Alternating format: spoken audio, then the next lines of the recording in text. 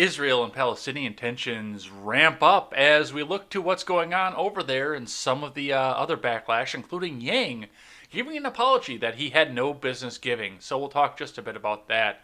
The pipeline is open, and yet we're still sitting in a state of emergency.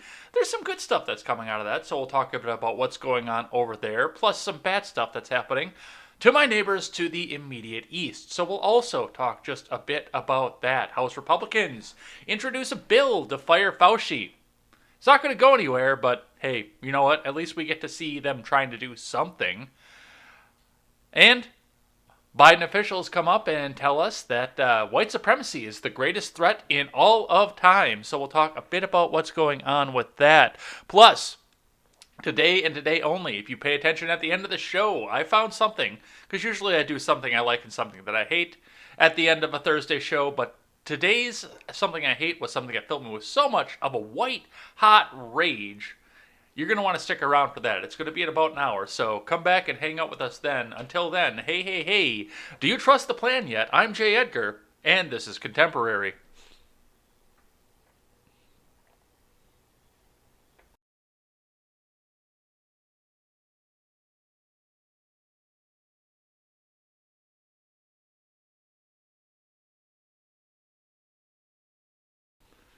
Good morning, everybody. Welcome to Contemporary. My name is Jay Edgar, and oh boy, do we have a show to get to today.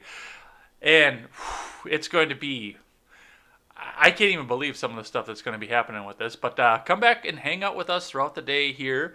We've got the live chat up, ready to go, and yeah, it's going to be a fun one today here. But before we get started, head on over and check out my friends over at the Freedom Scoop Media Group. You can find great shows such as The Generational Gap, The Daily Ignoramus, The Breakdown with Birkenhoff, The R-Rated Conservative, and The Freckles and Brit Show. You can head on over there, check out the archives for all of them. We are under construction right now, so pardon our dust. Please come and hang out with us, though, once we are back up and open at freedomscoop.com. We will have new ways for you to help us come and support great creators, both by merch and directly. So come on in and hang out with us there. And, well, go and check them out. Let's start in with the finance right away, because we have got a lot to get to today. Those of you over on the YouTube, DLive, Twitch side, you can see how many tabs we have sitting open up there on the top. So yeah, a lot to go to, a lot to get to, and we'll see what's happening. Starting with the Dow. The Dow is down to 33,587 points. That is down 681.5 points. 1.99%, and the NASDAQ and the S&P did not fare any better yesterday. It was rough. If you are anywhere in the markets, well, talk to your advisor about your 401k, because it was rough yesterday. It was rough. Make sure you're all good. Make sure that you are inflation proof at this point. I'm not saying it's just going to come crashing down, but go and make sure that you're inflation proof. Make sure that your investor has a plan in case there is something that happens somewhere down the road. That way you're not out 60 years of hard work. So go ahead and go check that out. Looking in at the Bitcoin. The Bitcoin, well, we're at a dip, and, well, you can buy the dip, I guess, if you want to.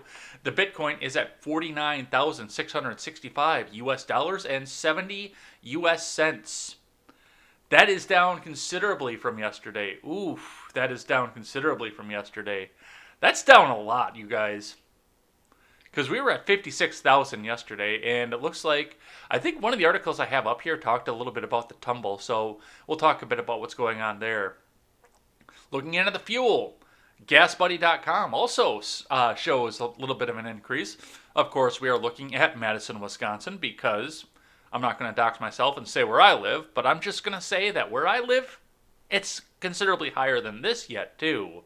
Your low price in Madison, Wisconsin is at the Race in Sun Prairie, $2.65.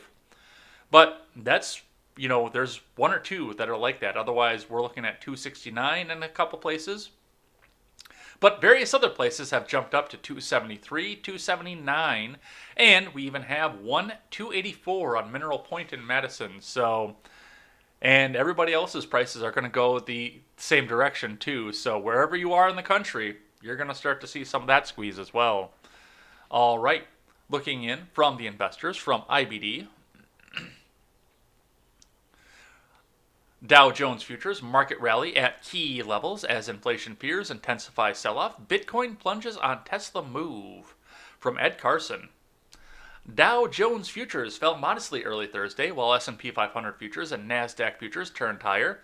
Bitcoin tumbled after Tesla CEO Elon Musk said his company would no longer let people make vehicle purchases via Bitcoin, citing the cryptocurrency's heavy energy use. Yeah, that guy's a little bit of a nut, and we're going to talk about him a little bit later too, because I found something out about this little village that he wants to build last night. It's about 6 days old, but yeah, the dude is a little bit out there, and sometimes he does cool stuff, and sometimes he does fucking weird stuff. The stock market rally suffered another day of heavy losses as a big jump in inflation scared investors, pushing Treasury yields significantly higher. The Colonial Pipeline restarted operations Wednesday afternoon as gasoline supplies ran increasingly low across the East Coast. Chinese e-commerce giant Alibaba is on deck to report earnings early Thursday. Apple stock, Tesla, Microsoft, Amazon, Square, Floor & Decor, and Lam Research tested, undercut, or decisively broke key support in Wednesday's sell-off. After rallying from intraday lows on Tuesday, especially the Nasdaq, the major indices, and small-cap Russell 2000 all undercut Tuesday's lows and closed near their worst levels. Chip stocks were hammered again, but so were tech titans, software, and highly valued growth stocks, including the likes of Tesla, Apple, Microsoft, Amazon, Square, and Lam Research. Housing-related stocks such as Floor & Decor sold off hard again. Yeah, that market's going to start coming down in a hurry, and so are home equity loans. Miners and metal stocks tumbled through their charts, generally look okay. Financials also gave up ground after initially holding up. One positive sign is that investors are becoming a little bit more fearful and a little bit less bullish, according to the CBOE Volatility Index, put-call ratio, and the bulls versus bears reading. While nowhere near excessive bearishness that might foreshadow a market bottom, they are at least no longer excessively bullish. Outdoor cooler and drink water maker Yeti Holdings reported powerful earnings growth early Thursday. Yeti stock rose modestly in pre-market trading after falling back into a buy zone. Alibaba earnings missed views while revenue topped. Alibaba stock fell 3% before the open. Alibaba is trading near 10-month lows as Chinese internets and U.S.-listed Chinese equities overall have struggled for months. Artificial decking products firm AZEK topped quarterly forecast. Shares rose before the open. AZEK, which dropped below a buy point on Tuesday, tumbled below its 50-day line on Wednesday and flashed an automatic sell signal. Microsoft and Floor & Decor are on the IBD leaderboard. Microsoft stock is on the IBD long-term leaders. FND, Yeti, and Square are on the IBD 50. All right, let's grab the futures and let's see what CNBC has to say. On the futures, Dow futures fell 0.2% versus fair value off pre-market lows. S&P 500 futures were up about 0.1% versus break-even. NASDAQ 100 futures climbed 0.5%. The 10-year Treasury yield fell slightly after jumping Wednesday and trending higher for several sessions. Crude oil futures retreated modestly. I wonder why. Energy Secretary Jennifer Granholm said the Colonial Pipeline restarted operations at about 5 p.m. Eastern Time Wednesday. A big positive for the U.S. economy, though not a huge surprise. The largest U.S. gasoline pipeline, which serves the East Coast, was shut down Friday in response to a cyber attack. It will take a few days for supplies to return to normal, with more and more gas stations running dry meanwhile. Remember, overnight action in Dow futures and elsewhere doesn't necessarily translate into actual trading in the next regular stock market session. All right, let's see what CNBC has to say. Continue without supporting. Absolutely. I will not turn my ad blocker off for you. From CNBC, 5 things to know before the market opens on Thursday. This is from Yoon Lee. 1. Dow is set to extend sell-off with futures falling again. The blue-chip Dow Jones Industrial Average is slated to extend Wednesday's steep losses after higher-than-forecast consumer prices prompted investors to dump risk assets. Number 2, another inflation report on deck after higher-than-expected CPI. That's going to be fun to watch. Data on producer prices in April is poised to be released at 8:30 a.m. Eastern Time on Thursday. So about 10 minutes ago, the producer prices index, often overlooked by investors, will come under the spotlight after Wednesday's report on consumer prices showed inflation running hotter than expected and triggered a big sell-off on Wall Street. 3. Crypto market tumbles after Tesla stops car purchases with Bitcoin. Bitcoin and other digital tokens fell sharply in price, wiping hundreds of billions of dollars off the entire cryptocurrency market after Tesla CEO Elon Musk tweeted that the electric vehicle maker would suspend car purchases using Bitcoin. Bitcoin dropped more than 10% after Musk's surprising reversal on the Bitcoin use. The world's largest crypto dipped below the 50,000 mark for the first time since April 24th, according to CoinDesk data. Other cryptocurrencies, Ethereum and XRP, were also sharply lower. Number 4, Colonial Pipeline restarts after ransomware attack. Still going to take a couple days, but that's going to get stuff moving once again back up out of the new Rust Belt down in the south. And number 5, SoftBank's Son says he expects even more massive returns after blowout earnings. SoftBank CEO Masayoshi Son told CNBC's Andrew Ross Sorkin that he expects to see even more exits from the companies in the Vision Fund's portfolio to go public. I want to create an ecosystem where we would have multiple companies going for IPOs, Masa-san said in the interview, which was recorded Wednesday night. He said 14 of SoftBank's Vision Fund companies had an IPO or other exit over the last 12 months, up from 8 exits the year before.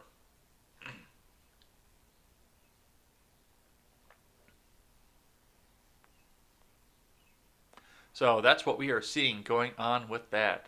All right, you guys, let's get out of the finance and let's get into the main news. I'm sorry if I sound a little bit nasally today. The allergies are starting to kick my ass a little bit. Got a little bit in the sinuses, but the news stops for nobody. All right.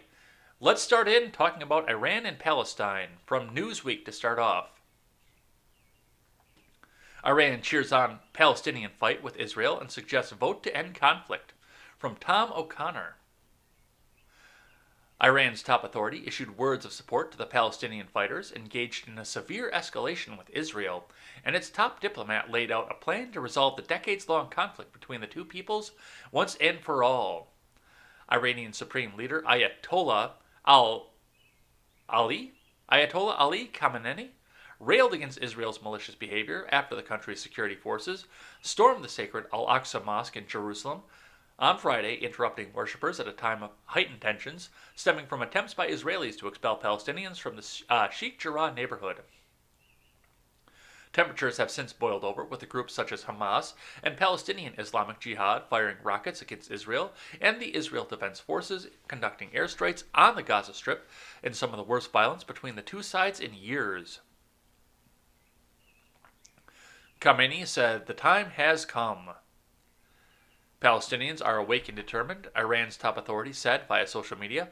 They must continue this path. One can only talk with the language of power with these criminals. They must increase their strength and stand strong and confront the enemy and force them to stop their crimes. Iranian Foreign Minister Mohammad Javad Zarif also addressed the conflict on Tuesday, and he too attributed blame to Israel's actions. In a roughly 2-minute Arabic language posted to Twitter on Tuesday, Zarif referred to Israel's recent storming of the revered Al-Aqsa Mosque in the disputed city of Jerusalem as the largest evidence of the racist criminal nature of the usurping entity that was always the primary cause of insecurity and instability in this region. Like Khamenei, he argued the Palestinian struggle for statehood should unite all Muslims and free peoples across the globe. So Iran is getting on board with the Islamic side of this, with the Palestinians. So, I mean, that's no surprise. I mean, Iran was founded as an Islamic state exclusively, so there's that to see. And you know that's what's going to happen. You know that's what's going to come. So, there's also been rumors that they are providing weapons out for Palestine. I was not able to find that under green check verification, so take that as for what you will. I know it was the Daily Wire that was reporting it, but I mean, Shapiro's got a vested interest in this fight too, so consider that as we look forward into what's going on with this. But yeah, a lot of stuff going on. All right. Let's see what we have here from the New York Post. Gal Gadot's message of Middle East peace creates online firestorm from Jesse O'Neill.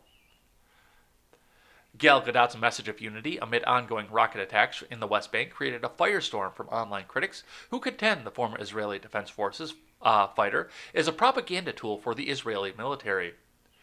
The 36-year-old Wonder Woman actress took to Twitter to express how her heart breaks because her country is at war as tensions over a disputed Jerusalem region led to a deadly exchange of rockets and fire attacks between Israel and Hamas militants. This is a vicious cycle that has been going on for far too long, the Israeli native tweeted on Wednesday. Israel deserves to live as a free and safe nation. Our neighbors deserve the same. I pray for the victims and their families. I pray for this unimaginable hostility to end. I pray for our leaders to find a solution so we can live side by side in peace. Some Twitter users immediately took to the social media network to pan the actress's military history, accusing her of supporting ethnic cleansing and mass genocide in remarks that are no longer visible after Gadot disabled the comments on her tweet. Yeah, imagine that. She goes in, she got some pushback, and she disabled the comments. Reminder, Gal Gadot served in the IDF for 2 years, where she not only witnessed the ethnic cleansing of Palestine firsthand, but also actively supported it. How can you advocate to stop the vicious cycle of terror when you are standing on the front lines enabling it? Free Palestine, wrote one user. The TAE print, according to Fox News. And yeah, I can understand a little bit where they would want to push back on this, because anything that goes against Palestine is automatically evil to some of these people. So yeah, I could see where they would be coming from, but I mean, Gadot wants peace. She does. And also keep in mind that I believe service in the IDF is mandatory for all Israeli citizens. So she grew up, and as far as I know, she didn't have a choice to go and serve. But because she is Israeli, that she had to serve. So I'm not sure where that falls or how that changes things. I just know that they were kind of nasty to her. And I also I'm not a big fan of people turning off the comments on their tweets. So we'll see what happens with that. All right. Here's some footage of the rocket impacts in Ashkelon a short while ago. So let's go ahead and watch that.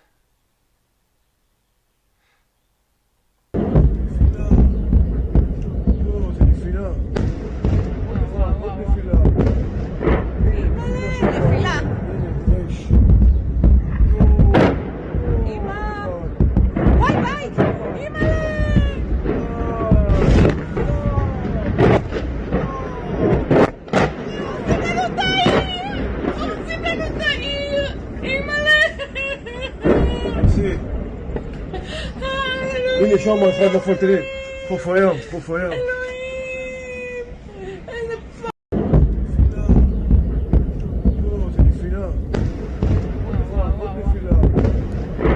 More rockets. I mean, I feel like we're going to be seeing a lot of this for a while. So, this came from Seawall over in the Discord, and he says, the Iron Dome is failing. Coming from Alternate History Hub. And yeah, I could see that. So, let's keep going. From The Hill. Ocasio-Cortez, the Honorable and Venerable D. Twitch, hits Biden for taking the side of occupation in Mideast violence, from Jordan Williams.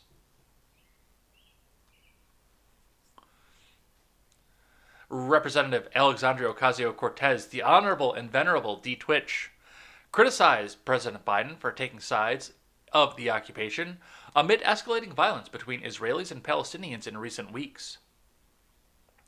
Her comments came shortly after Biden told reporters on Wednesday that he spoke with Israeli Prime Minister Benjamin Netanyahu.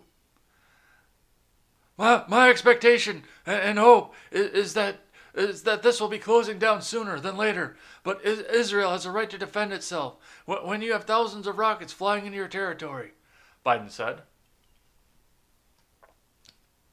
Ocasio-Cortez, the Honorable and Venerable Representative of Twitch and the rest of the country said Biden's remarks do not recognize that the events that led to the latest round of rocket attacks dehumanize Palestinians and imply that the U.S. will look the other way at human rights violations. Blanket statements like this with the little context or acknowledgement of what precipitated this cycle of violence, namely the expulsions of Palestinians and attacks on Al-Aqsa, dehumanize Palestinians and imply the U.S. will look the other way at human rights violations. It is wrong, Ocasio-Cortez tweeted. By only stepping in to name Hamas's actions, which are condemnable, and refusing to acknowledge the rights of Palestinians, Papi, Biden reinforces the false idea that Palestinians instigated this cycle of violence. This is not neutral language. It takes a side. The side of the occupation, Papi, she continued. Let's fix that. I just noticed that my robot is kicking the other robot out. Let's keep going.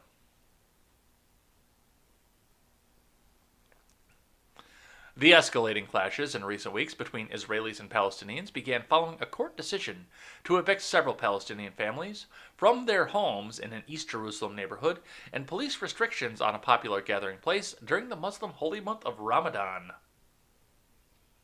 Over the weekend, Israeli police raided Al-Aqsa Mosque, injuring hundreds and sending worshippers fleeing. Hamas responded by firing a barrage of rockets into Israel earlier this week that at times overwhelmed the country's Iron Dome system. Yeah, we saw some of that as well. I really don't know who started this fight. I know that they keep coming out to try to say that it's... Well, let's stop. Let's step back and place the blame where blame is due. The left in this country, and we saw this with the Yang thing, thinks that Israel started it. And the right in this country thinks that Palestine started it. I don't care as long as I don't get drafted. I don't give a fuck who started it. They've been fighting over this plot of land for 70 years. The U.S. has been helping, mostly at the Israel side, but Palestine as well. And I just hope and pray that we don't wind up in another proxy war over this, especially with Iran getting involved in this and Biden trying to have nuclear talks with Iran. This is a bit concerning for me. All right. Let's grab one here from the New York Post. Andrew Yang apologizes for pro-Israel tweet after criticism from the left, from Julia Marsh.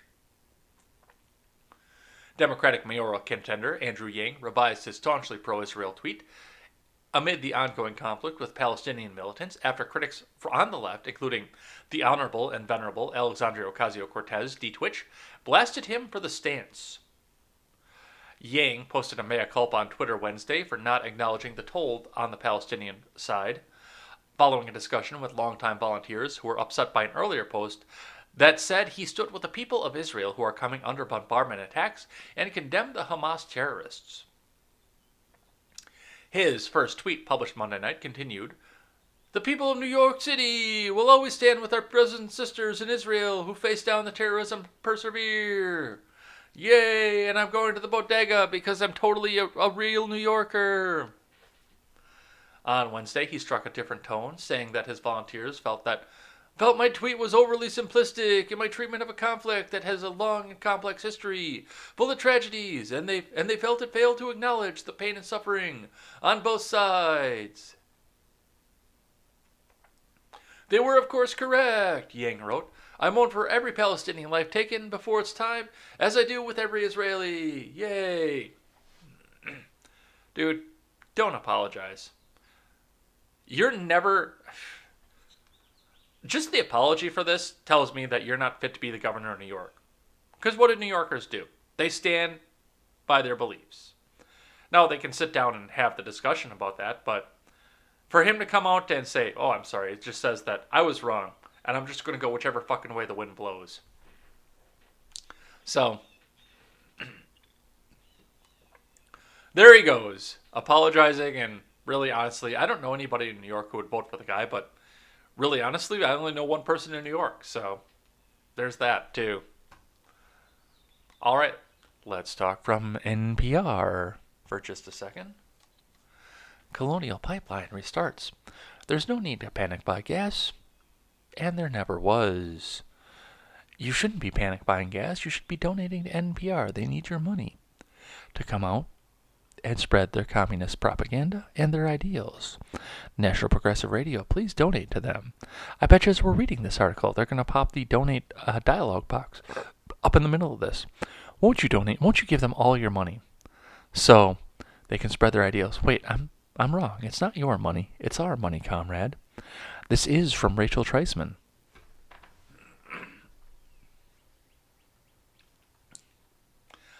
The Colonial Pipeline shutdown sent motorists across the Southeast scrambling for gas, even as state and federal officials warn against panic buying and price gouging. The pipeline provides some 45% of the East Coast fuel and was shut down for days following a cyber attack last week. The company said Wednesday it had restarted operations around 5 p.m. Following this restart, it will take several days for the product delivery supply chain to return to normal, Colonial announced.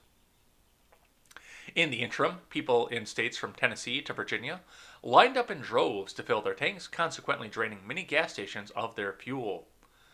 But experts stress there's no underlying supply shortage to panic about unless the run on gas pumps creates one. Let me emphasize that much as there was no cause for, say, hoarding toilet paper at the beginning of the commie coup, there should be no cause for hoarding gasoline, especially in light of the fact that the pipeline should be substantially operational by the end of this week and over the weekend, Energy Secretary Jennifer Granholm said at a Tuesday briefing. Not everyone has been heeding that warning. By Wednesday afternoon, temporary outages were reported in 11 states and Washington, D.C., and were most widespread in Georgia, Virginia, and the Carolinas, according to a tracker from the tech company GasBuddy.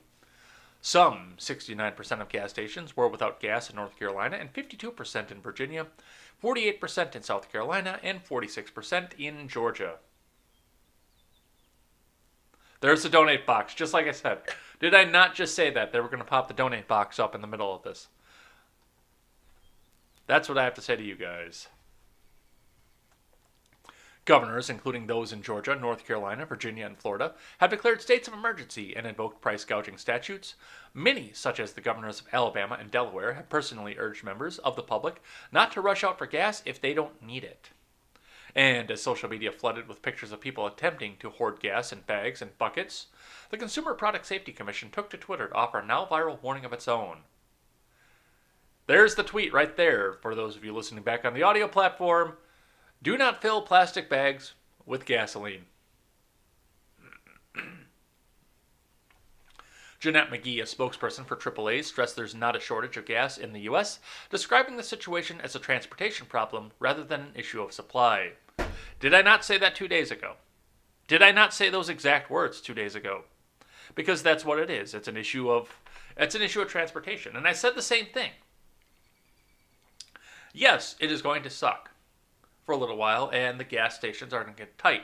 But people are lemmings, and once they see that they might be denied a product like toilet paper because they said the supply chains were going to get interrupted, they bought as much of that shit as they could. And they did the same thing with dry goods, with mac and cheese. You remember that? It's not just toilet paper. They went off and grabbed a bunch of stuff almost immediately, which you should have. You should have a cupboard and a cabinet full of non-perishable goods. Not because the world is going to end and because the government said the commie coup is going to shut the world down, but just in case. Tornadoes happen, dude. Floods happen. And if we keep pissing off Iran, we might get to play Fallout in real life. You should be preparing for this stuff. You should always have a cabinet full of stuff. You maybe shouldn't go out and buy it all at once. You should probably spread it out over a few months. But you should have the stuff. Absolutely should. And also, grow your own.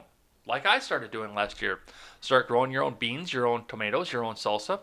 Grow your own stuff. Can it yourself. That way, if the supply chain does get interrupted, you're not completely fucked.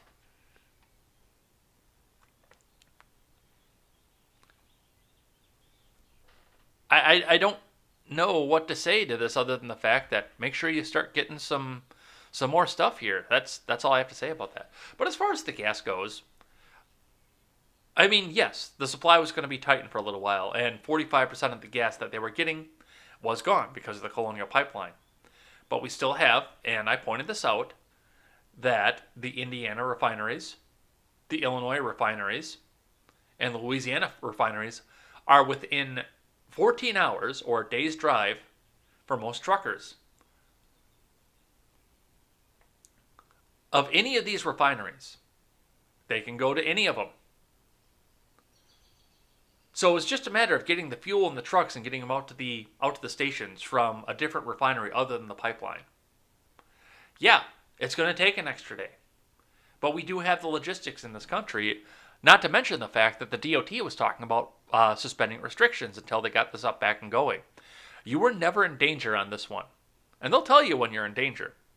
And they'll tell you to panic and go panic buy. But this was a stress test, if nothing else. But it's back up and running. Let's grab this one here. I've actually got 2 in a row from the Hill, which I almost never do because I don't like having 2 in a row. But I couldn't find this particular article in anything else, and I found this one at the last minute. So, Biden waives U.S. shipping law to mitigate fuel shortages, from Morgan Chalfant. The Biden admin has temporarily waived the century-old U.S. shipping law for one company in order to mitigate fuel shortages on the East Coast following the days-long shutdown of the Colonial Pipeline due to a cyber attack. Homeland Security Alejandro Mayorkas, in a statement late Wednesday, announced that he'd approved the temporary and targeted waiver request for a single company. The waiver will allow foreign tankers to transport fuel between the Gulf Coast and the East Coast under the Jones Act. Goods shipped between U.S. ports are normally required to be transported by U.S.-made, owned, and operated ships. The waiver will help provide for the transport of oil products between the Gulf Coast and the East Coast ports to ease oil supply constraints as a result of the interruptions in the operations of the Colonial Pipeline, Mayorkas said in a statement. The decision to approve the waiver was made after careful consideration and consultation with the interagency partners across the federal government. The Departments of Transportation, Energy, and Defense were consulted in order to assess justification for the waiver request and ensure the approval of waiver is in the interest of national defense, he said. Well, if they're willing to provide the labor, then let them do it. This seems like an excessively overreaching government law, though, which a lot of them do seem like that, and I don't see any point for this. I mean, yes, I understand. You're going from U.S. port to U.S. port. You should be using U.S. sailors. You should be. But when you require it, you allow the U.S. sailors to price gouge as well. So, I think that this law should stay away the way of the dodo bird, but I have little faith in the Biden administration that that's going to happen. So, we'll be seeing this law come back. All right, on the other side of this, coming also from the Hill, but this is from Changing America. I'm so sick of finding these articles with something that's actually news that we need to talk about. Michigan governor orders shutdown of controversial Canadian pipeline. From Christian Spencer. Michigan is ordering a Canadian energy company to shut down its oil and gas pipeline as its final notice to comply with the state's governor, saying one section specifically is too risky to keep operating and violates public trust. Enbridge Energy is prepared to stand its ground and allow its pipeline, Line 5, to continue to operate, The Guardian reported. In November, Governor Gretchen Whitmer announced a plan to revoke permission to the company to operate its pipeline across narrow waterways known as the Straits of Mackinac in the state. Whitmer's deadline is May 12th. These oil pipelines in the Straits of Mackinac are a ticking time bomb, and their continued presence violates the public trust and poses a grave threat to Michigan's environment and economy, Whitmer's office said in a statement. In sum, please be advised that Enbridge's continued operation of the Straits pipelines after May 12, 2021 is at its own risk, Whitmer wrote to Vern Yu, president of Enbridge's Liquids Pipeline Division. Cranes Detroit reported, if the state prevails in the underlying litigation, Enbridge will face the prospect of having to disgorge to the state all profits it derives from its wrongful use of the easement lands following that date.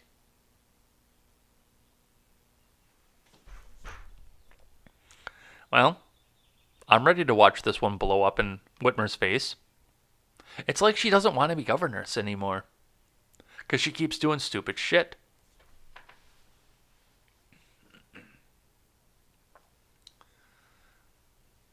Enbridge says the pipeline in the underwater section of Line 5 has never leaked, and the company is working to further improve the pipeline's safety, The Guardian reports. Company officials also say pipelines are constructed with thicker material than most common materials, Bridge, Michigan reported. So, yeah, there's a good idea. Go piss off your Canadian neighbors. Tell me how that's going to work for you, too. But it's not going to work out well. Here's one from Fox Business for you guys. Pipeline battle. Enbridge defies. Go away. Try that again. Pipeline battle. Enbridge defies Michigan closure orders. Go the fuck away, autoplay. Nobody likes you. From Lucas Manfredi.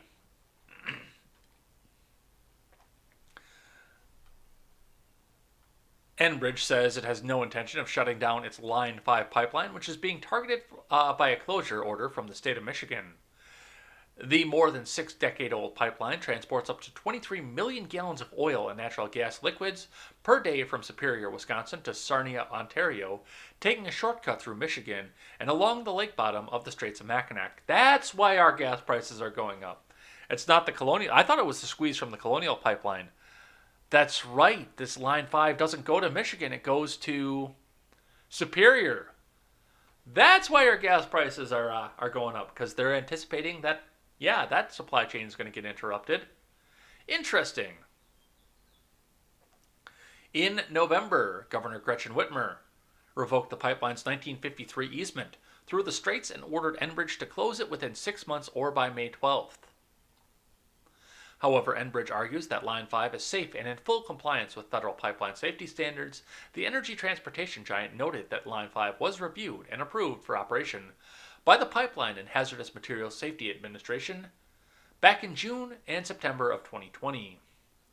The state's notice ignores scientific evidence and is based on inaccurate and outdated information, an Enbridge spokesperson told Fox Business in a statement. Enbridge has no intention of shutting down the pipelines based on the state's unspecified allegations and its violations of federal law. I'm not sure, but I do believe that this is one of those that they need to get the federal government involved in. So I don't think, because the easement is going to be in the federal registry, because it's international, I'm pretty sure that at least Mayorkas needs to be involved in this, if not Biden himself. I don't think she can do this. I don't think that's legal. And this, once again, coming into what I've been learning about property and real estate, I'm pretty positive that we need to get the Department of, at least the Department of Energy, but also possibly the Department of Homeland Security, and the executive himself might need to be involved on this one. So I think she's doing something illegal here. The spokesperson added that repeated offers over the past year to meet the state officials to discuss their concerns, provide technical information, and discuss matters that may be helpful to the state's review of easement were consistently ignored or dismissed. Consequently, the state made its claim on ill-informed, inaccurate, out-of-date, and unsupportable opinion, Enbridge said. Now the company is waging a battle in federal court against Whitmer in an effort to dismiss the order. The case has received broad support with the Canadian government, Ohio and Louisiana attorneys general, Mark McElroy and Jeff Landry, the Chambers of Commerce of the U.S., Canada, Michigan, and Ohio, the Wisconsin Manufacturers and Commerce, the North American Building Trades Unions, the United Steelworkers of America, the AFL-CIO, all submitting friend of the court briefs in the case. All at a moment where we are seeing another pipeline shut down. Well, this is going to be fun to watch. Excuse me. All right, let's grab one from CNN for you guys. Shifting gears here, moving away from pipeline news, let's talk about Liz Cheney. From CNN to start off, Cheney ousted from leadership post. The other 9 Republicans who voted to impeach Trump have also faced backlash from Claire Ferran. House Republicans ousted Liz Cheney of Wyoming on Wednesday from her leadership post as conference chair after she repeatedly called out former President Trump's big lie that the 2020 election was stolen. Nope, most fair election in all of history. Nothing bad possibly could have happened. Nothing bad happened at all. Joe Biden is the most popular president in all of history. The move sends a high-profile message about the Republican Party's priorities, its ongoing loyalty to the former president, and the limited extent to which it's willing to tolerate dissent, even after Trump's election lies incited a... It wasn't a deadly attack. The only person who died in the attack, I want to remind you, was Ashley Babbitt. Killed by a member of the state. Prior to losing her leadership role, Cheney was the number 3 House Republican and the highest ranking of the 10 House Republicans who voted to impeach Trump for inciting what wasn't an insurrection. It was a selfie fest on January 6th when a non-violent pro-Trump mob stormed the Capitol. The other 9 House Republicans have also faced backlash, including the threat of primary challenges over their impeachment votes, as well as censure and calls for their resignation by state and local Republican groups. Some of the 10 House Republicans who voted to impeach, most notably Cheney and Kinzinger, have continued to speak out about the big lie in the future of the Republican Party. Now that Trump is no longer in office, others have taken a much lower profile approach since the impeachment vote, not frequently commenting publicly, if at all, on the direction the party is taking in the aftermath of the Trump presidency. So, I look at this, and of course they've got the list of what's happened to the 9 other Republicans who voted to impeach. And it's a lot of fucking propaganda. Here's one thing that I do want to remind everybody who's watching this. Do you think, and think about this for a second, especially those of you who dislike the state at all, and don't want any politicians to be there. Do you think these Democrats, these progressives, and CNN, of all places, really want a strong Republican Party like they claim? Because they claim that they want a strong, robust Republican Party. Do you really think that they want that? Because I don't think they want that. That just seems antithetical to their views.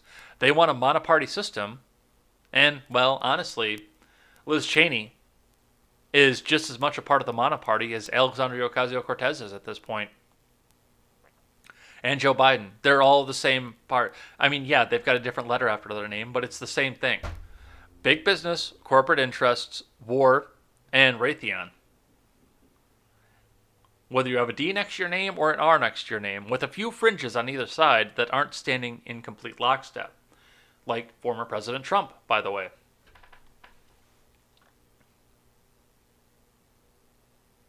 Do you think they want a strong Republican Party? They don't. They want infighting, and they want people like this fucking war hawk, Liz Cheney, in leadership.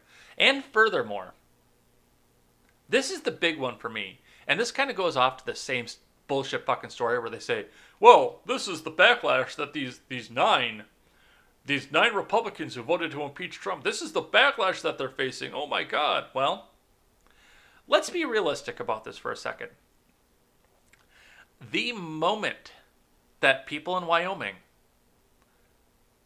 and the Wyoming Republican Party started talking about primarying Liz Cheney, she should have been out of her leadership role right then and there, because she went against the wishes of her represented constituency. Believe it or not, Liz Cheney is not a constituent, or her constituency isn't the entire U.S. She doesn't represent the entire U.S. She represents the people of the state of Wyoming, which has one congressional district. But she represents them. What happens to the people in Nebraska and Idaho and Montana and Wisconsin and New York and Oklahoma, that's none of her fucking concern. She doesn't represent the entire country. She did what the people she represents didn't want her to do, and they're willing to punish her in and of themselves. And it's the same thing with Kinzinger. It's the same with Herrera of Washington, Dan Newhouse of Washington. It's the same with all of these other people. Now, most of them are not in leadership, and they will have to face down their constituents when they get primaried in 2022, which I anticipate a lot of them will. When they get primaried, they will have to decide whether or not they are going to continue to be neocon Republicans or actually come back and represent the wants of their people.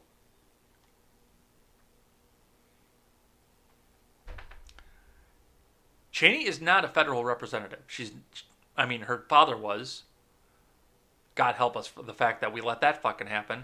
But she is not. She's a war pig.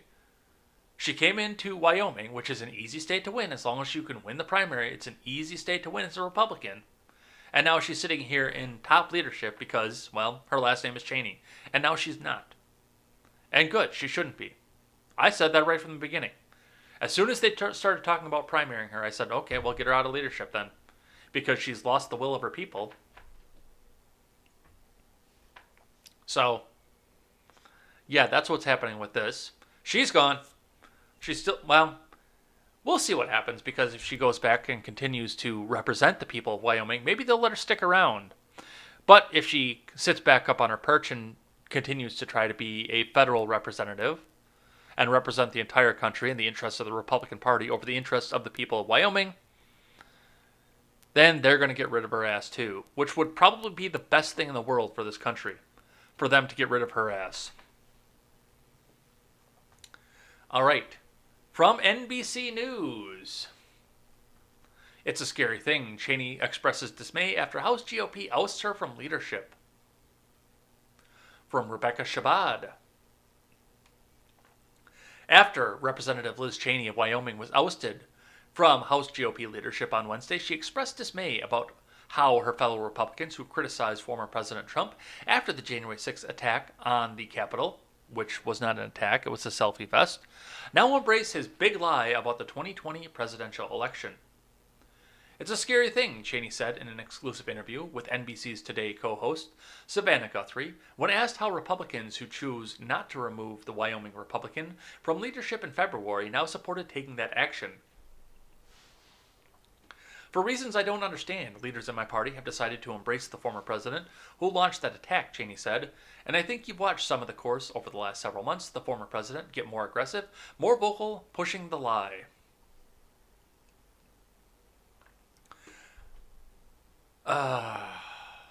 And now we go into editorial. Are you ready for editorial? This is what NBC has to say. Trump misled and betrayed millions of people in claiming the 2020 presidential election was stolen, said Cheney, who added that the decision by Republican leaders to promote that lie is really dangerous. That includes House Minority Leader Kevin McCarthy, who is evil, who she said has not provided courageous leadership. Cheney was unfazed, however, by her GOP colleagues' decision to remove her as chairwoman of the House Republican Conference and vowed to help restore the party. Yeah, we're restored to what? You war pig fucking bitch. Restore it to what? Oh, hey, we're going back into the Middle East for more oil. Restore it to that? Really? Is that what you want? To put millions of people who volunteer to get some free college and weren't even born by the time that the wars that your father started. Is that what you want?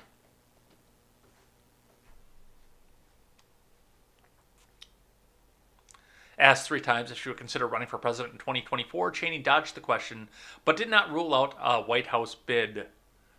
She will get curb stomped at this point. I promise you. She will be fucking curb stomped into the ground if she runs for president. Which is probably a good position for her, too. My woman president, my first elected woman president. Fuck you. You're controlled oppo for Kamala Harris. That's all you are, you war pig bitch. I don't know if you guys know this or not, but I don't care for Liz Cheney. All right, from the Daily Wire. A hair on fire emergency. Leftist reacts to Liz Cheney's ouster. From Ben Johnson. A constitutional republic is fragile, but according to legacy media, democracy has been hanging on Liz Cheney's position as chair of the House Republican Conference to hear hyperventilating talking heads tell it democracy has now been obliterated. Why? Why has democracy been obliterated? Tell me, lamestream fucking media, why has democracy been obliterated? Because a woman who was elected to represent the people of Wyoming is representing the people of the rest of the country and ignoring Wyoming? Is that why democracy has been obliterated? Some have even presented this morning's voice vote to oust Representative Liz Cheney from her position as the House's third most powerful Republican as the death knell of democracy, part of the GOP's clear agenda to make sure the next coup doesn't fail. Oh my God, this is going to make me fucking puke. A self-hating act of misogyny by Republican women, and an act of courage that makes Liz Cheney the next Ronald Reagan. Margaret Thatcher and Joan of Arc all rolled into one. Here's a breakdown of the most absurd reactions. A plan to steal the 2022 and 2024 elections. Salon scribbler and CNN expert Amanda Marcotti gave the most extreme opinion, as usual. Cheney's ouster should make it clear to anyone on Capitol Hill that Republicans aren't kidding about their clear agenda to end democracy as we know it, she tweeted. The GOP is coalescing around the plan to steal the 2022 and 2024 elections and purge any party members who dissent. This is a hair-on-fire emergency.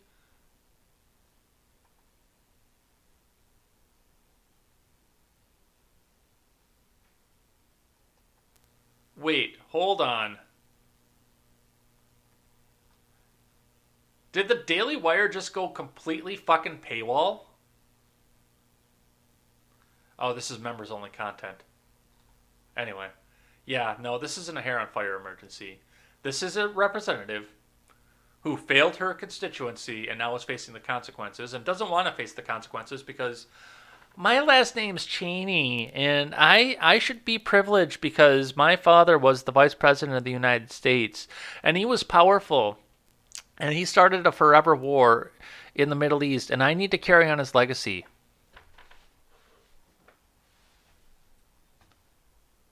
All right.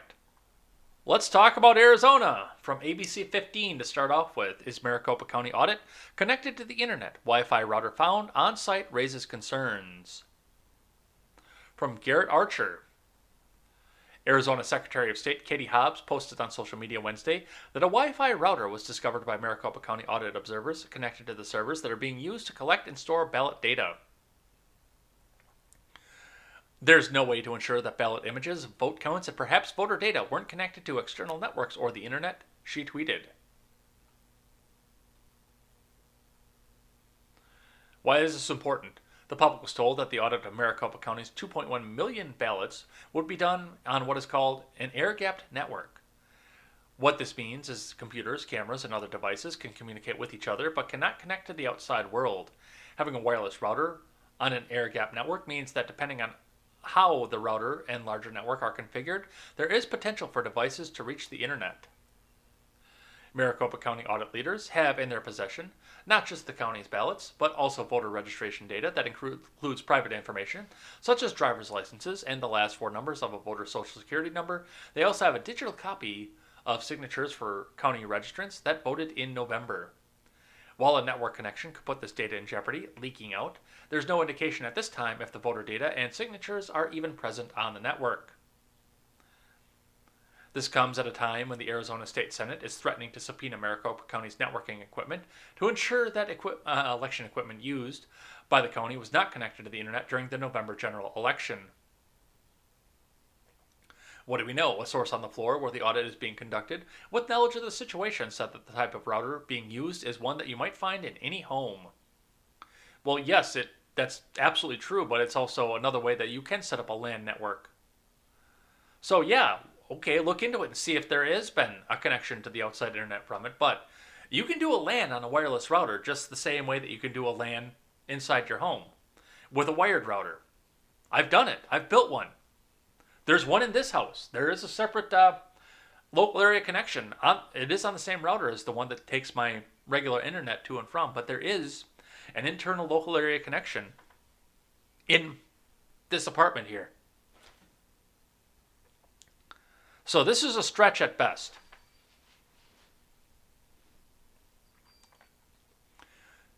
Audit staff insist that the router is being used only to give IP addresses to wireless cameras that are being used to keep the ballots and audit process under surveillance. The router did not have any cable attached to its internet port, but was connected to the main networking switches that all of the audit devices are using. Does this mean the network was not secured? No, but it does mean that the audit leaders need to prove definitively. No, they don't. They're presumed innocent. You state of Arizona need to prove definitively that the wireless router was connected to the internet. Not the other way around. See, that's one of the problems that we see. And we saw this with the Chauvin trial. We're going to see this with the Tao Thao trial and the rest of those guys. We're going to see this with the Rittenhouse trial. The news media, just like ABC 15 is doing right now, is going to try to tell you that the burden of proof is on the individual. The burden of proof of innocence is on the individual. No. The burden of proof is on the state. You need State of Arizona, Attorney General's office, to prove beyond a reasonable doubt that this router was connected to the internet at one point. Barring that, you can go and fuck yourself, and the Constitution tells you just as much.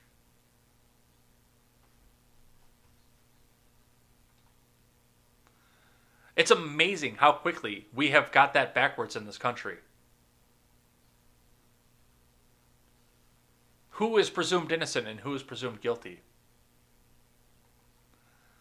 All right. I've got a tweet here from Alex Shepard. Breaking. Red light. Kelly Ward just announced that if the passwords and routers are not given to the auditors in Maricopa County, as required by subpoenas, the Arizona Senate is prepared to subpoena the entire Maricopa County Board of Supervisors and Democrat Sheriff Paul Penzone. But guess what? There wasn't a mainline article about this one. Just what might be happening with the routers and leaking information.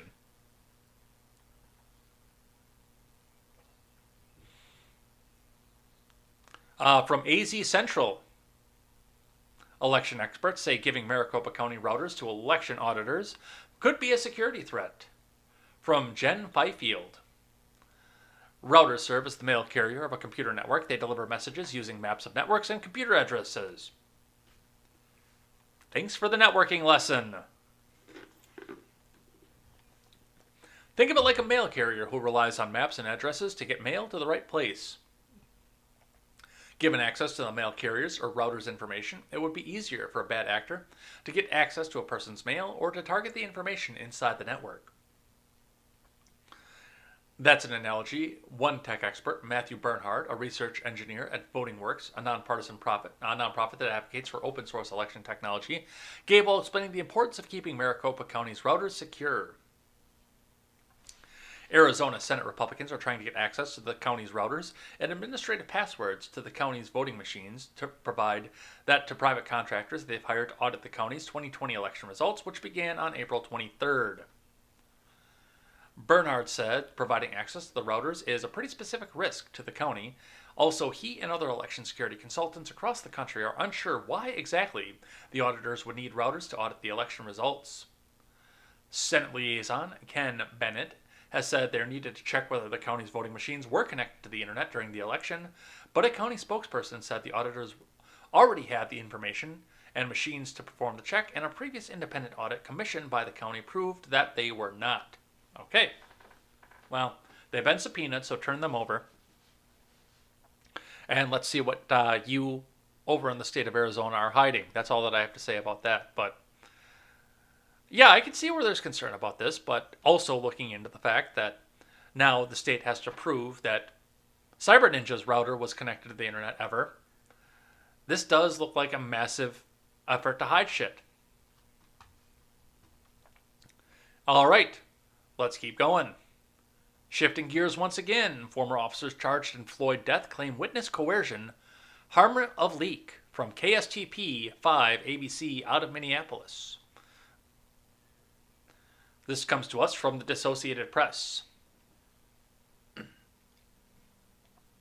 Attorneys for 3 former Minneapolis officers awaiting trial in George Floyd's death will be in court Thursday to argue pretrial motions, including a request that persecutors be sanctioned after media reports that Derek Chauvin had planned to plead guilty a year ago and allegations that they haven't disclosed information about the alleged coercion of a witness.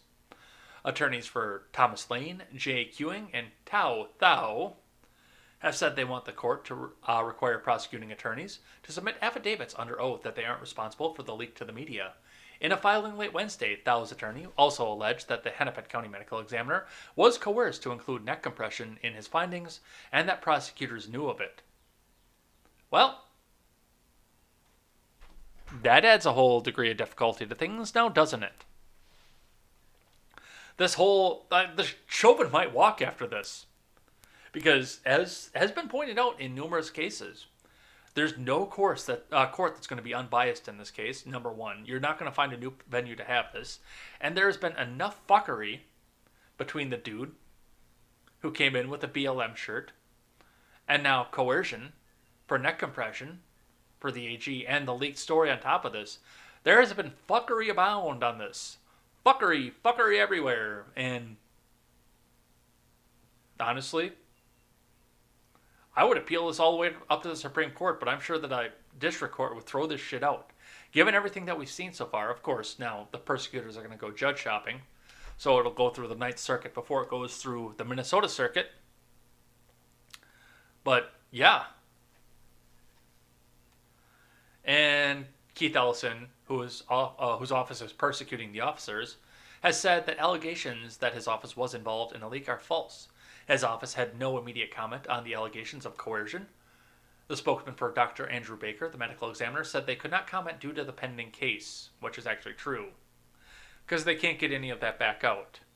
Otherwise, Baker could lose his license and his job. Excuse me. So that's going to add a whole degree of difficulty to things, and if it's true, then yeah, these guys are going to walk. Chauvin is probably going to walk by the end of this. And then there's not going to be a Minneapolis anymore. Random Randy, it's persecution, not prosecution.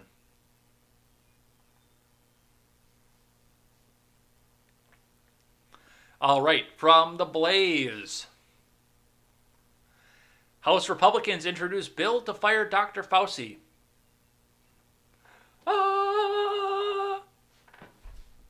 From Chris Pandolfo.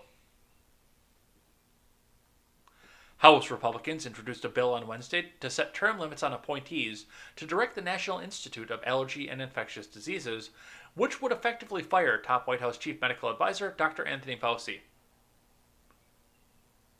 He would probably wind up being the Surgeon General if they did that. I hate to say it. The bill, titled, and here are the acronyms again. You gotta love the acronyms. The bill, titled The Fauci's Incompetence Requires Early Dismissal, or Fired Act, was introduced by Representative Warren Davidson of Ohio and co-sponsored by several House conservatives, including Chip Roy, Andy Biggs, and Ralph Norman. It would set a retroactive 12-year term limit and the NIAID director, a position held by Fauci since 1984.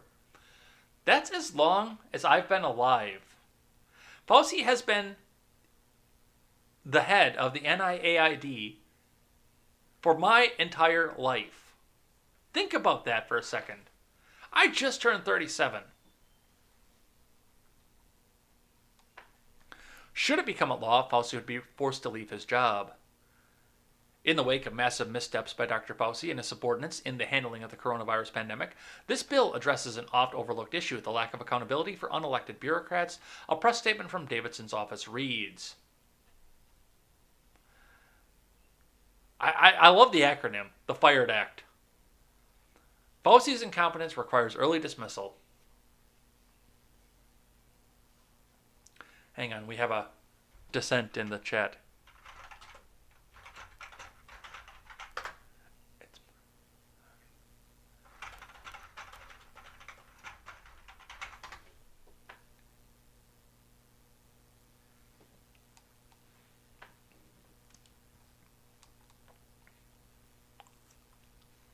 All right. So, yeah, he should probably go. But like I say, they worship this guy so much. First off, if this does actually go through, there will be riots in the street because this is one of their religious figures. But furthermore, if they get rid of him from NIAID, then Biden's just going to find another place for him. That's just what's going to happen. And like I said, he might be the Surgeon General at that point. All right, let's grab another one here from NPR. Did you give them your money yet? Because you need to give them your money. They need your money. They need your donations. Look at all the donation buttons that they have all over the site. NPR. Spreading progressive propaganda for as long as I can remember. Ohio wants to make 5 people millionaires if they're vaccinated. From Jacqueline Diaz. Oh, the vaccine argument. The vaccine argument. Somebody I follow on Instagram actually had a poll up asking if her followers were going to get the vaccine with no judgment, which I don't know if that's true or not, but with no judgment if the followers are going to get the vaccine or not. I'm not. And I've told you guys this numerous times off of this. It's not about being anti-vax, because I'm not anti-vax. In fact, if I do ever have kids, I do plan to get them all the regular vaccines, the polio, the MMR, the stuff like that. But this one, when they started saying the M word, the mandatory word, especially when it's still under emergency use, I said, you know what, I'm out. And I was excited for this vaccine because the free market was winning. The free market was getting up there and making a competition to get something to the market at lightning fucking speed with a little bit of government encouragement, but with, for the most part, no government intervention other than them getting the fuck out of the way. And I was all kinds of excited for it because that's the kind of stuff I like. And then they started saying mandatory, and I said, I'm out. Fuck that. Fuck that. When they start saying mandatory, good ideas are rarely mandatory. All right, let's see what NPR has to say, though. Amid dropping vaccine demand in Ohio, Governor Mike DeWine announced 5 weekly drawings of $1 million open to residents who have received at least 1 dose of a COVID-19 vaccine. A similar lottery for teenagers will provide the lucky names with a full 4-year scholarship to a public university in Ohio, room and board included. The number of Ohioans who will get the vaccine will determine what our futures look like, particularly this coming winter, DeWine said in a statewide address on Wednesday. Everyone has a stake in more Ohioans getting vaccinated. The first of the weekly drawings will be May 26th. The money will come from existing federal coronavirus relief funds. I know that some may say, DeWine, you're crazy. This $1 million drawing idea of yours is a waste of money, DeWine said. But truly, the real waste at this point in the pandemic, when the vaccine is readily available to anyone who wants it, is a life lost to COVID-19.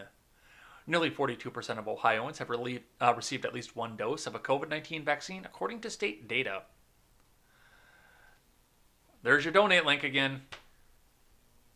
Have you guys donated to NPR yet? Because they really, really want you to donate to them. DeWine's push to boost participation in the state's immunization program is part of a trend among states. In an effort to reach those who have yet to receive a first dose, officials in other states are offering free tickets to sports games or a free beer and a shot to entice vaccination. Yeah, and they're also having people go out to the bars to try and use peer pressure and reduced inhibitions to get you to do it, which, we listened to the Sublime song the other day. What happens when somebody wants to stick a long, hard shaft into you? Well, your inhibitions are reduced by alcohol. What did Sublime say? I can't take pity on men of this kind, even though he now takes it in the behind. But, yeah, there's DeWine giving away $1 million, $5 million in order to get more people vaccinated. All right, let's grab one from the Wall Street Journal. Elon Musk's SpaceX is buying up a Texas village. Homeowners cry foul. Yeah, he probably shouldn't have done that. That's kind of a shitty thing to do. Especially for a guy who has won in the free market, too. Do I have an author? Yeah, I have an author. From Nancy Keats and Mark Miramont. In autumn of 2019, Celia Johnson began resisting efforts by billionaire Elon Musk's SpaceX to buy 2 modest houses she owns near the company's rocket launch facility. Then she discovered that a 1,600-gallon water tank had gone missing at one of her houses, a rental property. Miss Johnson said she and her neighbors quickly concluded SpaceX workers were the culprits. SpaceX denied responsibility but reimbursed her, she said, as it did when she accused workers of later breaking into the vacant rental house and sleeping there. SpaceX bullied us from the beginning, she said. SpaceX employees did what they wanted. SpaceX, the maker of rockets and spacecraft controlled by Mr. Musk, among the world's richest people, is facing off against a handful of households that have refused to sell their properties in this remote unincorporated village. Some 30 small ranch houses sit on a sandy pit of land near the Mexican border and the Gulf of Mexico beaches, where SpaceX rockets roar into the sky and then return for a landing. Some come crashing back onto land. Rapid unplanned disassembly. Villagers said Mr. Musk's company has tried multiple times to buy them out. Some took the money and SpaceX used the homes for its workers. Holdouts, at least 7 of them, said they want more from a billionaire who's after their dream of vacation homes. Mr. Musk and SpaceX didn't respond for requests for comment. We've got a lot of land with nobody around, so if it blows up, it's cool, Mr. Musk said at the South Texas location at a 2018 press conference, according to media reports. And I know that he's also looking at, by the way, coming in and trying to incorporate, what's the name of the town that he wants to make? Starport, I think it's called. I think he wants to call it, but he wants to actually incorporate it into a city because then he can use eminent domain. Eminent domain, well, it should be a thing because the government needs to be able to do that. But if you are going to eminently domain, you should be required by government to pay 10 times the fair value. That was a good idea that Seawall had. The government, if they do want to eminently domain, should be forced to pay 10 times the fair value of whatever property they need to eminently domain. Because they can come out and they can just say, okay, eminent domain, here's what you're owed for the property and you're fucking gone. I do think that in most cases they do still offer a little bit more than market value, but not nearly enough. To come out and say, okay, well, the house that you worked your fucking life to build or buy, or the home life that you tried to build, we're just going to come in because we want to put a road there. I think that's bullshit. 10 times the fair value of a property.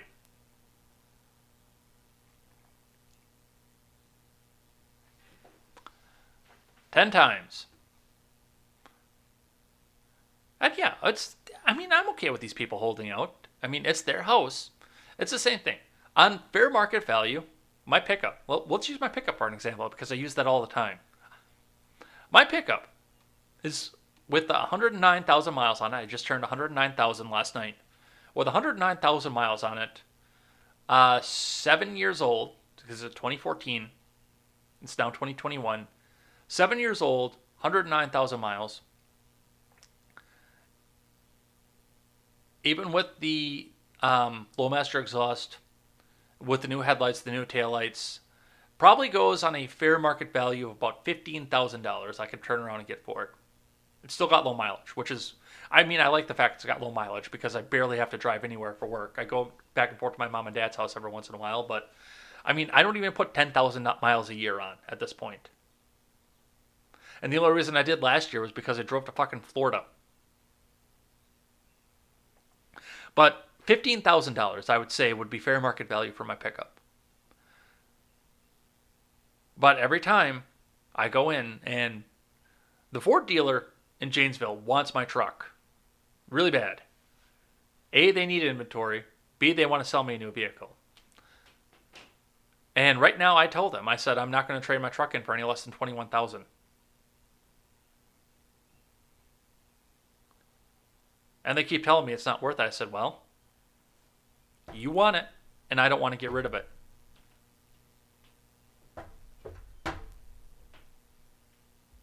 I have the supply, you have the demand. I make the rules, and I don't want to get rid of it. I like my truck. I really do. So, no, that's not going to go anywhere. We're not going to be doing any of that shit. But they keep trying. And if they ask again, it's going to be up to 22. Yes, I know that Blue Book is only 15,000. They're never going to get 22 back out of it. But if that's what they want, then they're going to pay for it. They got to make it worth my while because I like that truck. And I don't like the way the new ones look. Plain and simple. And it's the same thing with this little village in Texas. Elon wants the houses. They don't want to get rid of the houses. Everything's got a price. You just got to bring the price up to where it needs to be. All right, let's grab one here From the Tampa Bay Times, via the Associated Press, Florida detectives have cleared... let's grab the headline first. Florida clears officials in treatment of Jeffrey Epstein, who did not kill himself. Florida detectives had cleared Palm Beach County prosecutors and sheriff's officials of criminal wrongdoing in their connection with their handling of wealthy and prominent sex offender Jeffrey Epstein more than a decade ago, reports released on Monday's show. The Florida Department of Law Enforcement said in its reports that it found no evidence that Epstein received any special treatment due to bribery or influence by any member of the Palm Beach County Sheriff's or State Attorney's offices between 2005, when the investigation launched, in 2009, when he was released from jail. Both the state attorney's office and sheriffs have been criticized by Epstein's victims and their advocates for the plea and sentencing deal he received and for his participation in a work release program that allowed him to travel to his office most days for up to 16 hours, where he possibly engaged in the sexual abuse of underage girls. Ron DeSantis ordered the investigation in August of 2019, just days before Epstein didn't kill himself at a federal jail in New York City. So, apparently Florida is clear of any wrongdoing. I don't buy any of that shit. Alright, what else do we have? What else are we doing today? Sean Fitzgerald tweets out, "Why do cops even have guns on not serious calls?" It's because of articles like this from the New York Post. 2 Texas sheriff's deputies shot dead after responding to a dog complaint. From Kenneth Garger. "Just send a social worker out," they said. 2 West Texas sheriff's deputies were shot dead and a city employee was critically injured after responding to a dog complaint on Monday night, authorities said. The deadly shooting occurred soon after the trio arrived at the home in the city of Eden at about 8:40 p.m., according to Sergeant Justin Baker at the Texas Department of Public Safety. While the 2 Concho County Sheriff's deputies and the Eden City employee were engaging with people at the home, an altercation occurred and quickly escalated to gunfire, Baker said. Baker on Tuesday announced the arrest of the shooting suspect, Jeffrey Nicholas, 28. Nicholas is charged with 2 counts of capital murder of a peace officer. He's being held in Tom Green County Jail on $4 million bond. Yeah, yes, there are a lot of officers who misuse the weapon on their hips, but they're there mainly in a defensive position because they're going in, possibly talking to people who are going to be armed, and they want to have the chance to at least return fire if something goes down. And yes, there are a lot of them who abuse the privilege. A lot of them abuse the privilege. But that's the reason it's there. Alright, from the Hill. The firing squad is being added to the electric chair and lethal injection as execution methods in South Carolina. From Christian Spencer. South Carolina hasn't executed anyone in a decade and has been unable to do so in recent years after its supply of lethal injection drugs expired.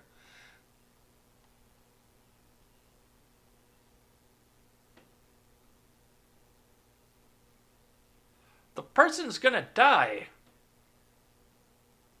Anyway. And has been unable to procure more. This has prompted the state to open the possibility of bringing back the firing squad. Approved by the Republican-controlled House and Senate, and awaiting to be signed by the Republican governor, who indicated support, South Carolina is going to execute their 37 death row inmates with the electric-powered chairs or teams of gunmen, the Associated Press reported. When South Carolina does reinstate these capital punishments, it will be the 4th state to allow a firing squad and one of 9 in the country to have the electric chair be among its choices for executions. Black Enterprise reported. Prisoners will still be given the option for lethal injection, but if the drugs aren't available, they will have to choose between a firing squad and the electric chair. Currently, death row inmates in South Carolina can choose between lethal injection and the chair. But since no lethal injection drugs have been available, all have chosen that method. Hey, they beat the system. The last person to be killed on death row was Jeffrey Brian Motz. He was serving a life sentence for two elderly people during a Spartanburg County robbery in 1995, but wound up getting the death sentence for killing fellow cellmate at a state prison in Greenville County in 2005. Motz died on May 5th, 2011, at age 35 by lethal injection. Ebony reported that there are 3 death row inmates filing lawsuits against the new death penalty method because they have run out of attempted appeals. Well, you're going to die in prison or you're going to die by the firing squad. So, if you're on death row, you're not getting back out. Unless, for whatever reason, they do come back out and find new evidence somewhere, which I do support them doing. But, really honestly, if I had the choice, I wouldn't want... If I did something heinous or got accused of something heinous and got on death row, I would choose the firing squad. I'm sorry. I'm going to come right out and say it. Blindfolded, with a cigarette in my mouth. And giving the finger to the system before I go, too. Take that one last drag on the cigarette, lift a hand with a middle finger up, and let them pull the trigger on me. And then it's over, and then I don't have to worry about it. If I was going to go, and if it was the state that was going to execute it, that's how I would want to go. Plus, guns are cool. All right, I got another one here from the New York Post. I got just a couple more, and then we'll do a thing that I like and a thing that I hate. From the New York Post, former top military brass questioned 2020 election result and Biden's health, from Samuel Chamberlain. More than 120 retired generals and admirals have published an open letter questioning the legitimacy of the 2020 presidential election, as well as President Biden's fitness to be commander-in-chief. The letter, which was first reported by Politico, bears the heading of a group calling itself Flag Officers for America and claims the United States is in deep peril and Americans are in a fight for our survival as a constitutional republic like no other time since our founding in 1776.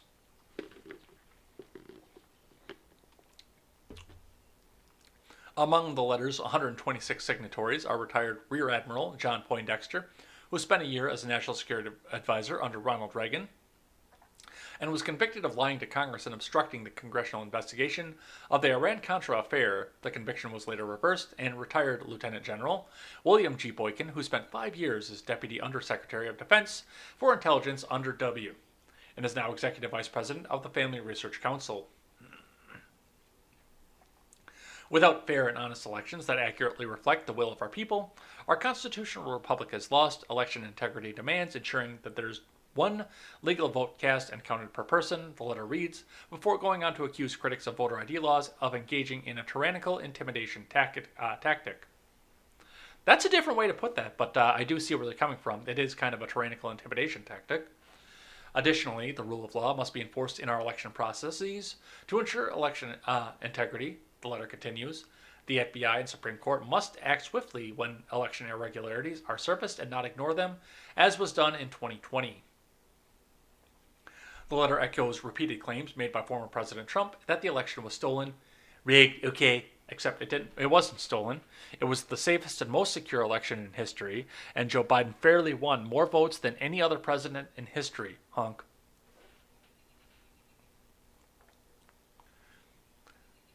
Much less fraud in sufficient numbers to overturn Joe Biden's victory. Later in the letter, the signatories say Biden's mental and physical condition cannot be ignored. He must be able to quickly make accurate national security decisions involving life and limb anywhere, day or night, it says. Recent Democrat leadership's inquiries about the nuclear code procedures sends a dangerous national security signal to nuclear-armed adversaries, raising questions about who is in charge. We must always have an unquestionable chain of command. The letter touches on a number of controversial issues, including coronavirus restrictions, which it describes as population control, relations with China, the Iran nuclear deal, the Keystone Pipeline. It also accuses lawmakers of using the military as political pawns in the wake of the January 6th Capitol riot. Well, I've got two things to say about this. First, I've got the question of where's the lie? Because, we're seeing all this go. And yeah, some of it's a bit conspiratorial, especially the population control side of it, but really, honestly, the more I see about this, I do have to ask where the lie is in that. And the second thing I have to say about this is, fucking based. All right, let's grab one from the Hill. Biden officials testify that white supremacists are the greatest domestic security threat. This was almost the thing that I hate today, but I found something that made me glow in a white-hot rage from Harper Nedick and Rebecca Beach. The Biden admin's top law enforcement officials on Wednesday pledged to dedicate their resources to combat domestic violent extremists amid questions over whether the agencies are equipped to monitor such threats in the wake of the January 6th Capitol Selfie Fest.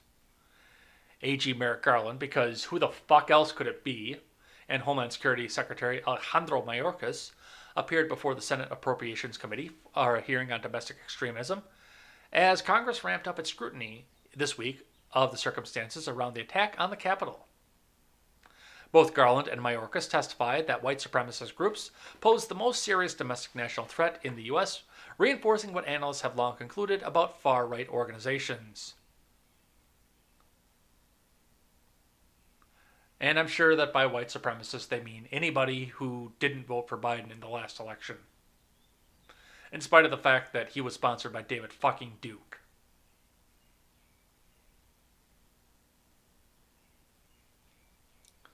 Domestic violent extremists pose an elevated threat in 2021. In the FBI's view, the top domestic violent extremist threat we face comes from racially or ethnically motivated violent extremists, specifically those who advocate for the superiority of the white race, Garland told lawmakers at the top of the hearing.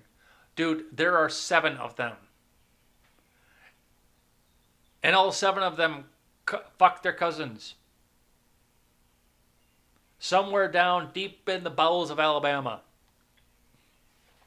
This is a complete waste of time.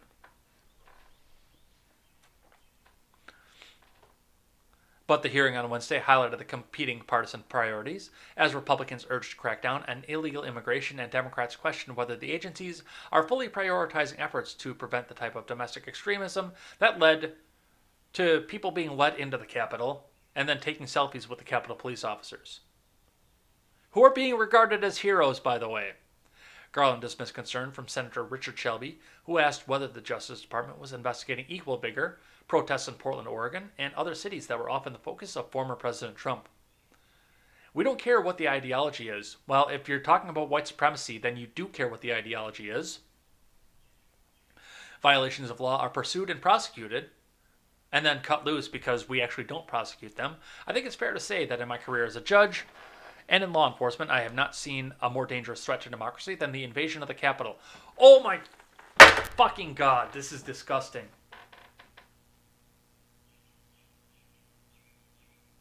I suppose they're wireless. I didn't have to take the headphones off.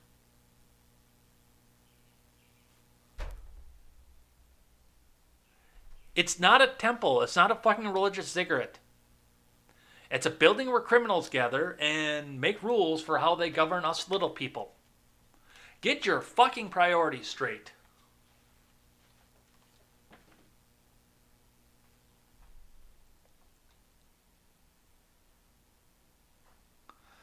That's what they're spending your time and money on, folks. You see why this almost landed in the thing that I hate category today.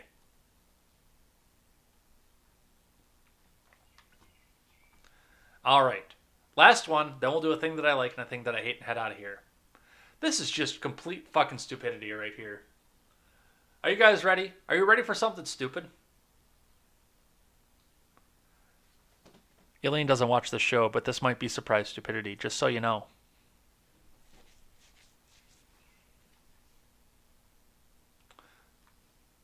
Former high school aide testifies she didn't realize sex with students was off limits for all staff, as opposed to just teachers, and gets 4 years behind bars. From David Urbanski, a former teacher's aide at Texarkana, Texas High School, testified that she wasn't aware that sex with students is forbidden for all staff members as opposed to just teachers. And in the end, 24-year-old Ashlyn Faye Bell was sentenced on Monday to 4 years in prison after pleading guilty to sexual misconduct with 3 underage males. At the same time, Testimony at the trial for Bell indicated that she made contact with the boys she met while working as an aide at Texas high school, the Texarkana Gazette reported, after which she picked them up from truck stops and their homes in the middle of the night. Oh my God, this couldn't get any more stereotypical. Often with her 3-year-old daughter in the back seat.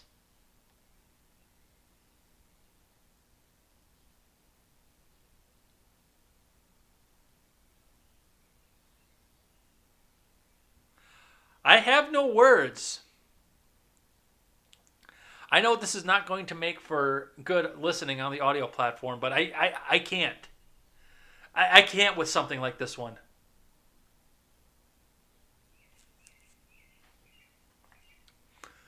The paper reported that Bell took the boys to her home in New Boston, where she had sex with them.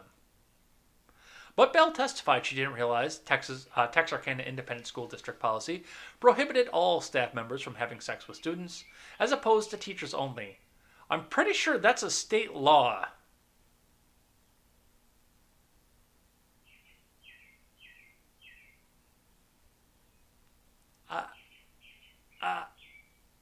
Yeah. I have nothing. I have nothing.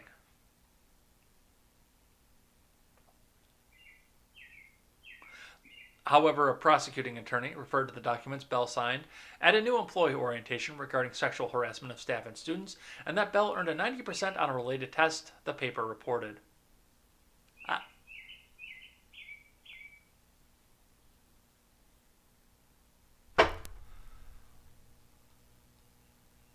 Luke, you be the judge. While I let my head wrap the rest of the way around this one.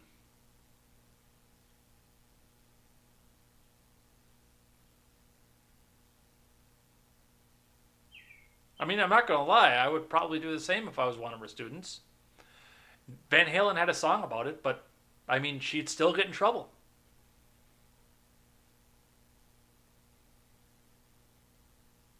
That's the bitch of it. She'd still get in trouble.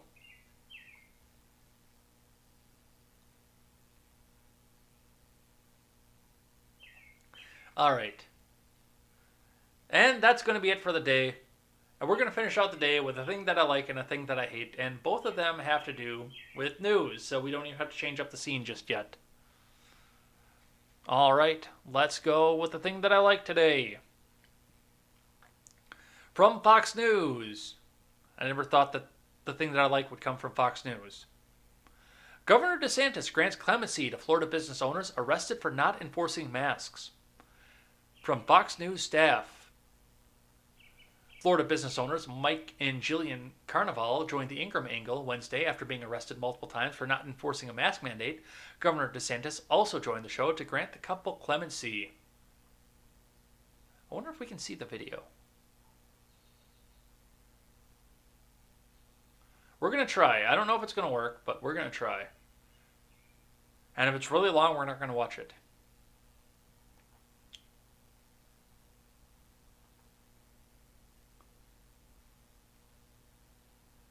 Six minutes. We'll watch part of it. September, Governor Ron DeSantis stepped in to help Florida residents who were facing absurd COVID penalties. All outstanding fines and penalties that have been applied against individuals are suspended. I think we need to get away from trying to penalize people for social distancing and just work with people constructively.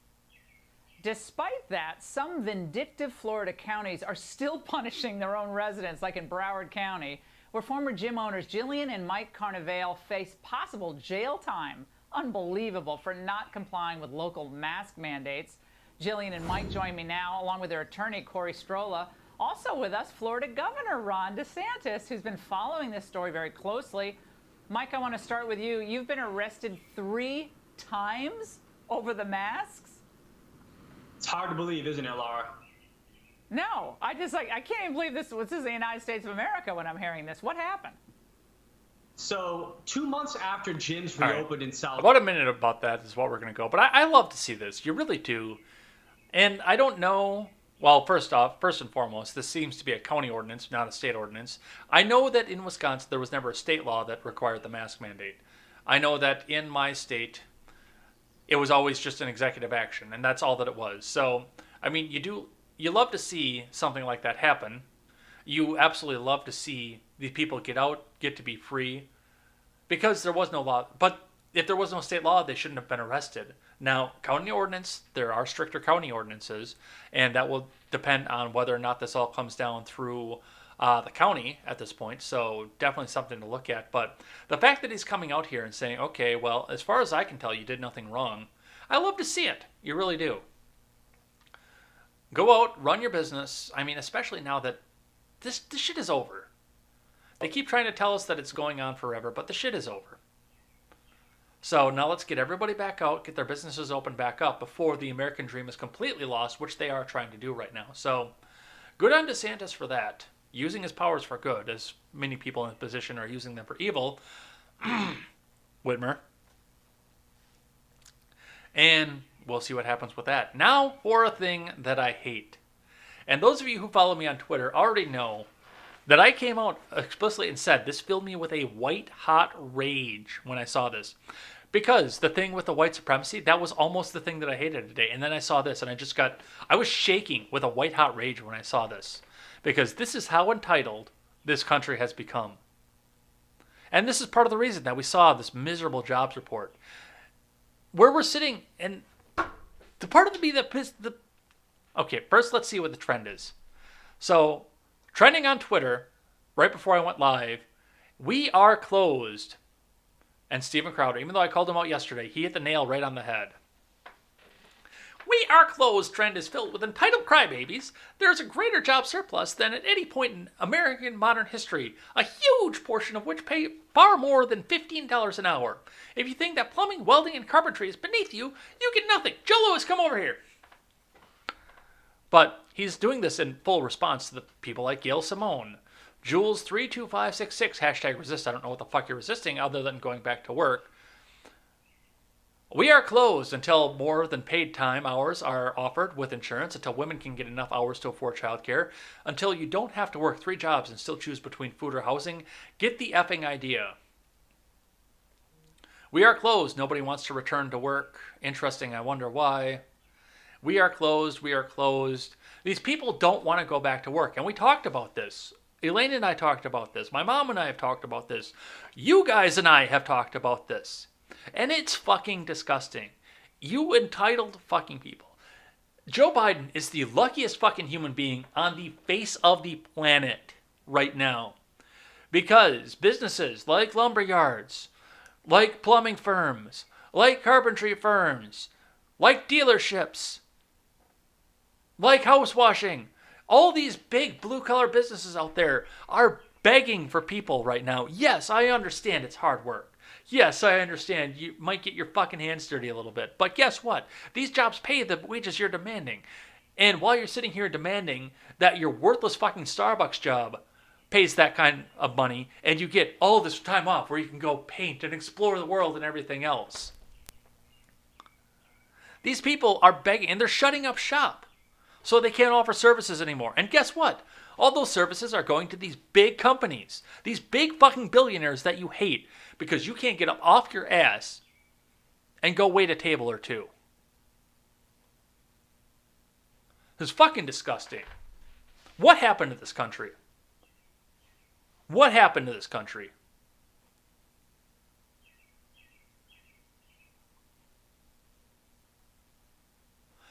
We are closed. Nobody wants to work anymore. Gas is $3 a gallon. Average tank has about 12 gallons or $36.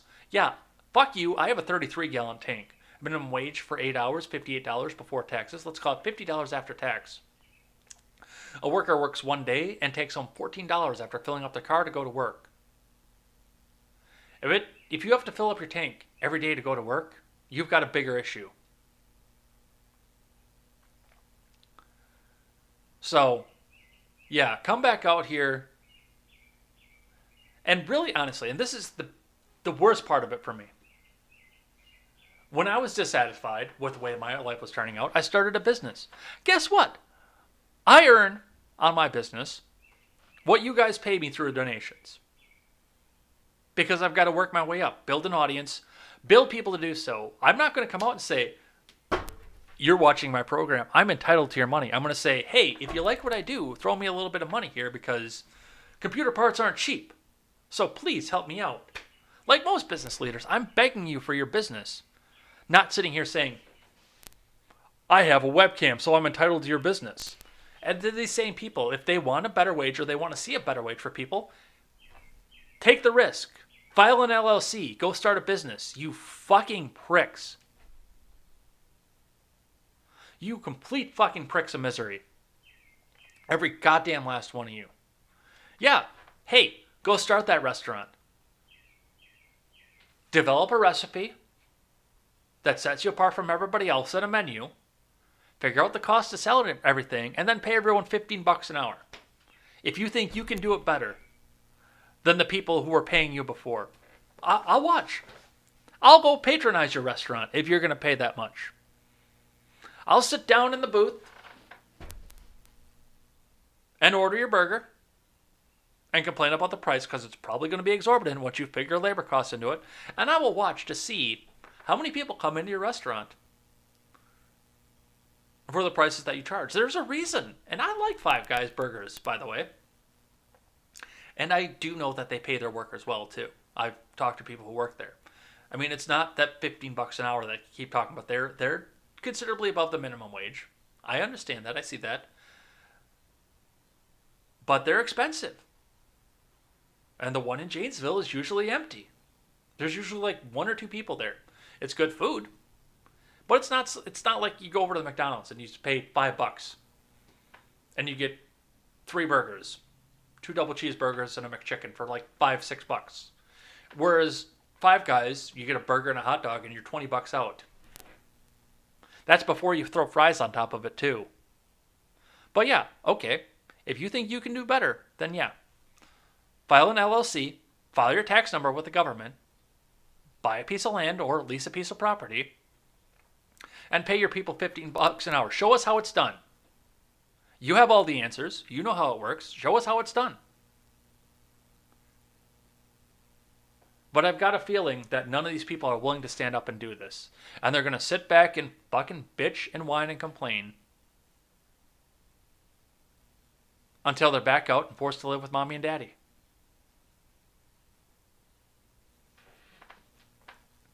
Oh.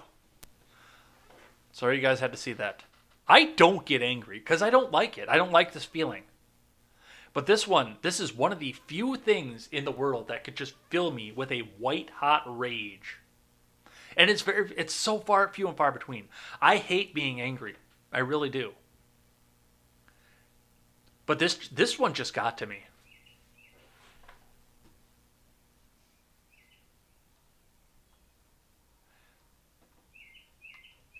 Yeah, go out. Show us how it's done. Absolutely, show us how it's done. Get up there. Teach me.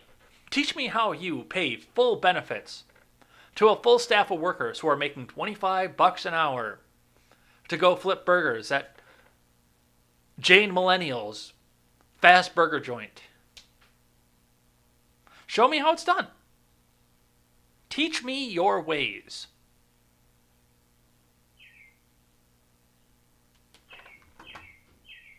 All right, let's change up the scene. Let's throw some music up and let's head out of here. Because you've just seen me in a way that is very, very rare for me.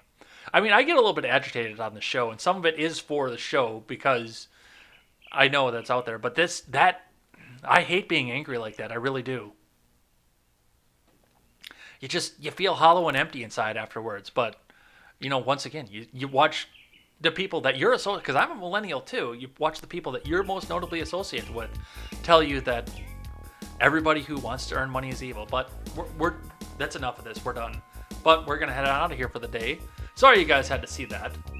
That's out of character for me, but it is what it is. And thanks for sticking around with it anyway.